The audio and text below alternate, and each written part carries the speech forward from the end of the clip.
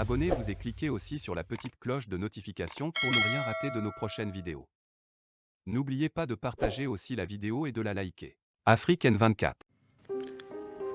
Je voudrais d'abord vous remercier pour cette oreille attentive que vous accordez à toutes nos démarches, surtout tout ce qui touche l'avenir de notre pays, l'avenir de notre République. Vous me permettez de rappeler ceci et qui prouve à suffisance que vous êtes vraiment la voix des sans-voix. Depuis hier, quand l'information est tombée par rapport à la décision de la Cour de justice de la CEDEAO, j'ai reçu plus de 35 appels venant des responsables des médias, des journalistes qui voulaient savoir concrètement ce qui circule sur les réseaux sociaux. Est-ce une chimère ou une réalité? Je voudrais profiter de leur dire que c'est une réalité.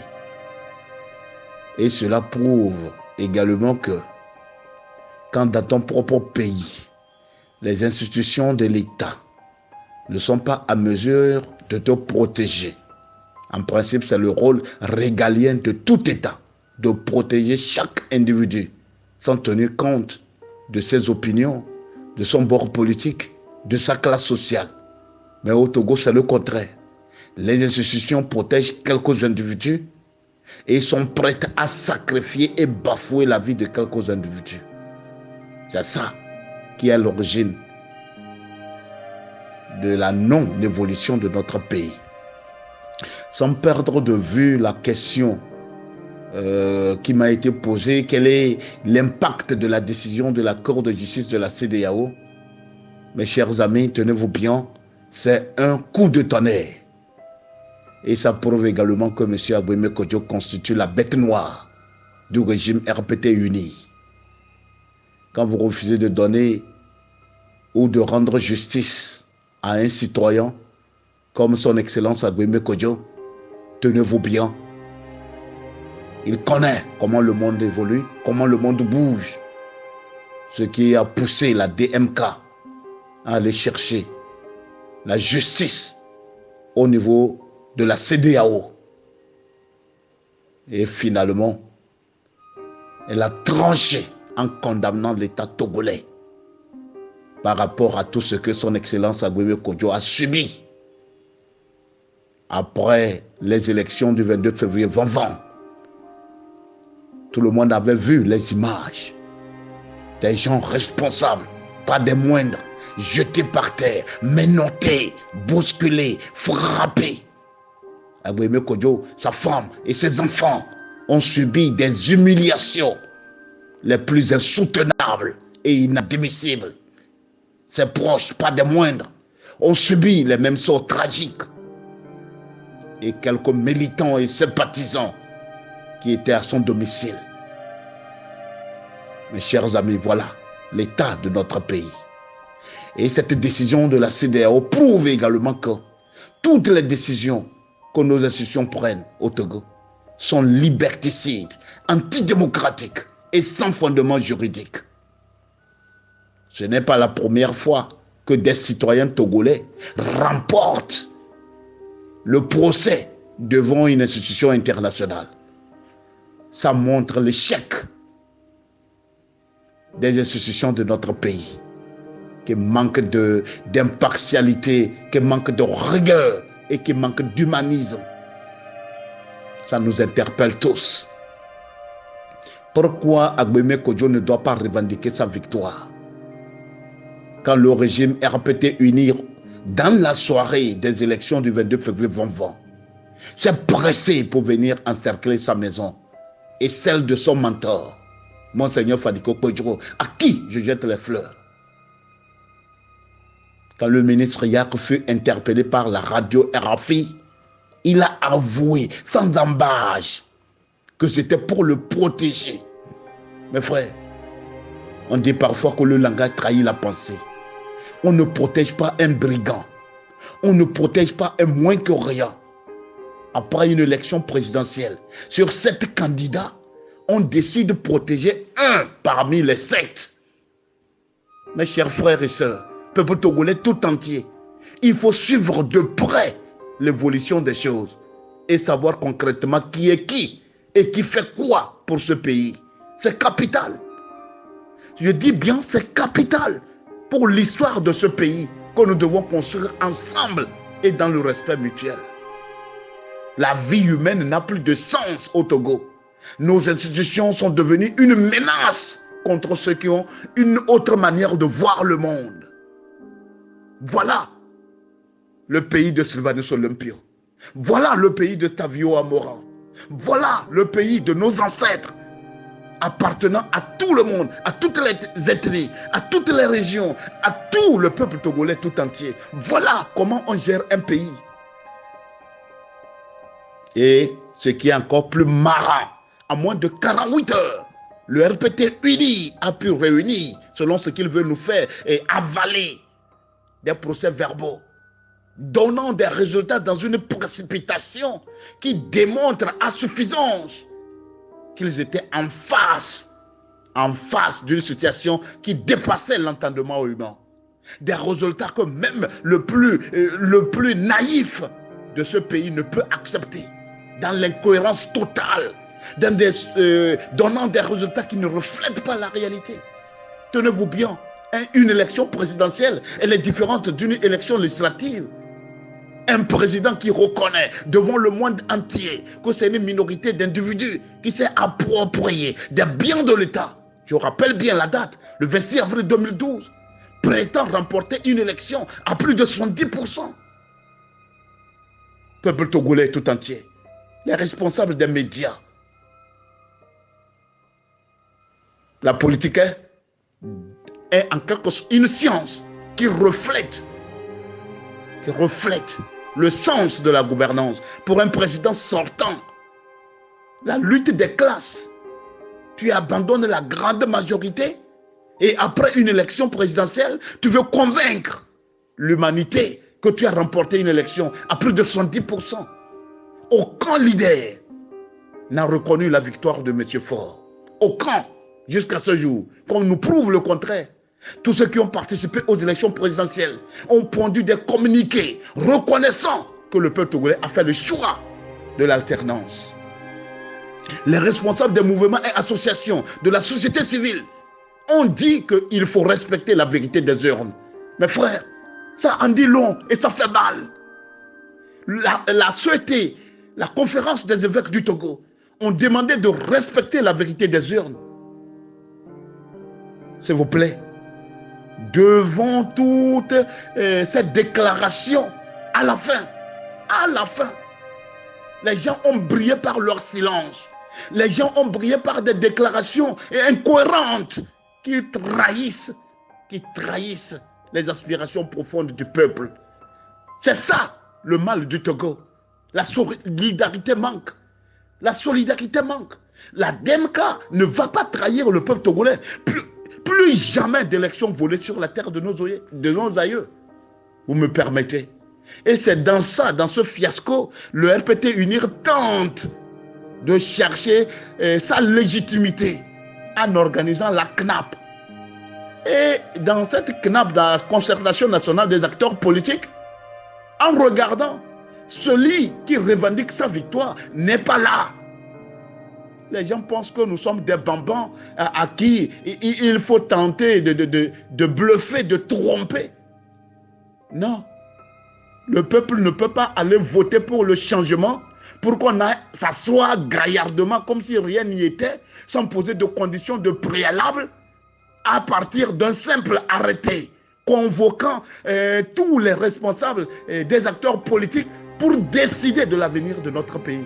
Quand on parle de la politique, ça touche toute la nation, ça touche tous les secteurs de notre pays, puisque la politique, pour reprendre les propos d'Aristote, a le primat sur toute chose. Quand elle fonctionne bien, tout marche bien. Mais quand elle est dans cet état où quelques individus se croient les plus malins, les plus rusés, ça reflète également ce que nous vivons.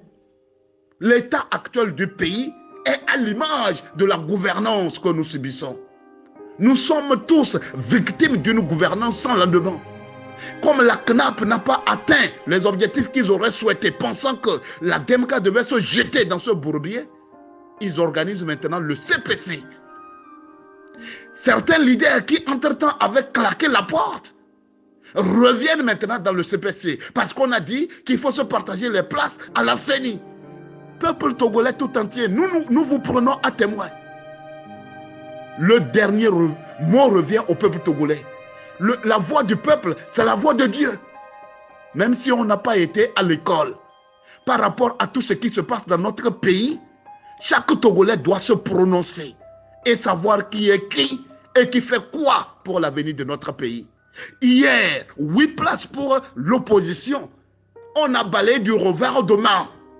Mais aujourd'hui, à cause d'une seule place, on rampe pour aller comme une abeille qui a eu vent du nectar. La DMK n'est pas dans cette logique. Nous avons dit aujourd'hui que notre engagement, c'est que plus jamais d'élections volées sur la tête de nos aïeux. Donc cette décision de la CEDEAO, c'est un rebondissement de notre revendication et de nos démarches.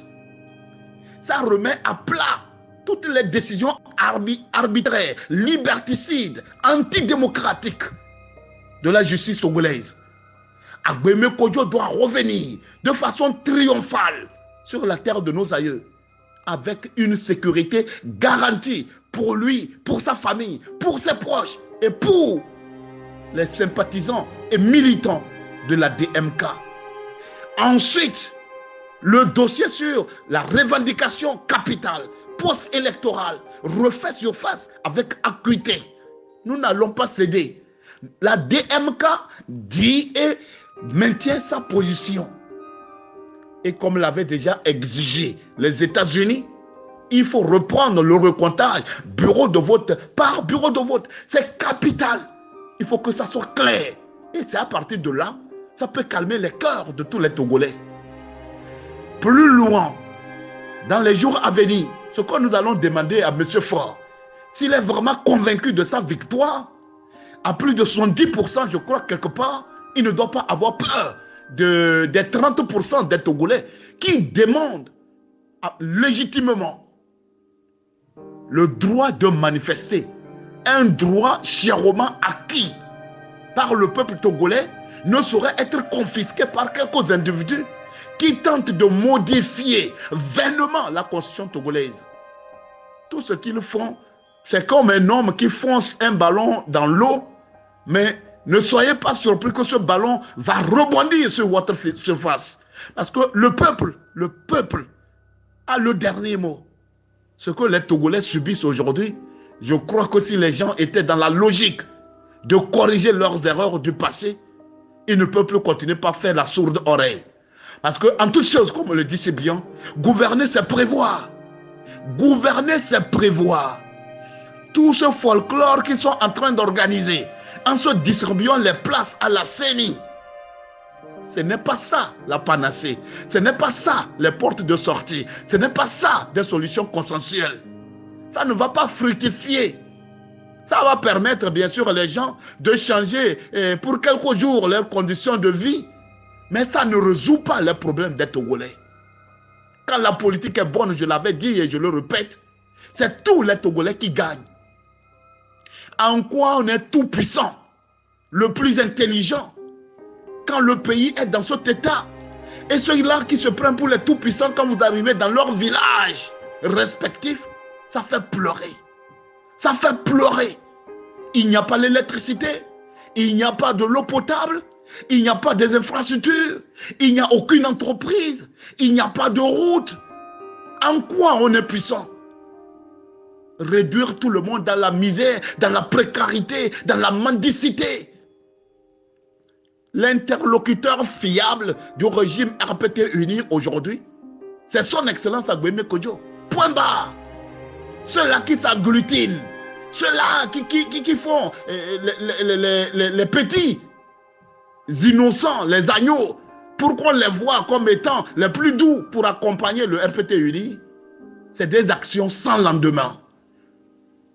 Donc, voilà un peu ce que je pouvais dire, mais je profite de dire à tous les leaders, nous sommes tous humiliés. Nous avons tendance à devenir des esclaves sur la terre de nos aïeux. Pourtant, nous sommes tous des citoyens, égaux en droit et en devoir. Tous ceux qui ont à cœur l'avenir de notre pays, c'est le moment ou jamais de se fédérer. Et comme le dit si bien Émile Durkheim, philosophe et sociologue français, en temps de crise, les victimes doivent se mettre ensemble.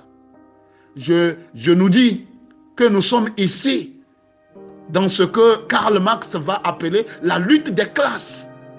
Les victimes doivent se mettre ensemble. Les opprimés doivent se mettre ensemble. Et les bourgeois se mettent ensemble. Malheureusement, ces bourgeois sont minoritaires sur la terre de nos aïeux. Je profite également à interpeller notre diaspora courageuse, déterminée, que la situation est extrêmement grave. Beaucoup parmi vous risquent de ne plus pouvoir revenir au Togo. Et c'est une préoccupation majeure. À cause de vos idées, à cause de vos opinions, à cause de vos choix. Comment on peut être dans des États démocratiques et chercher encore à soutenir la dictature sur la terre de nos aïeux? C'est ça le tort de la diaspora togolaise. Donc, encore une fois, l'heure est grave. Et ça nécessite une fédération de toutes les forces. La DMK a besoin de tout le monde. Le peuple togolais mérite mieux. Et c'est le moment ou jamais. Donc, je tiens à vous dire merci pour cette attention particulière que vous accordez à tout ce que nous faisons. Et cela en faveur de tous les Togolais. Likez la vidéo si ce n'est pas déjà fait. Laissez aussi votre point de vue en commentaire.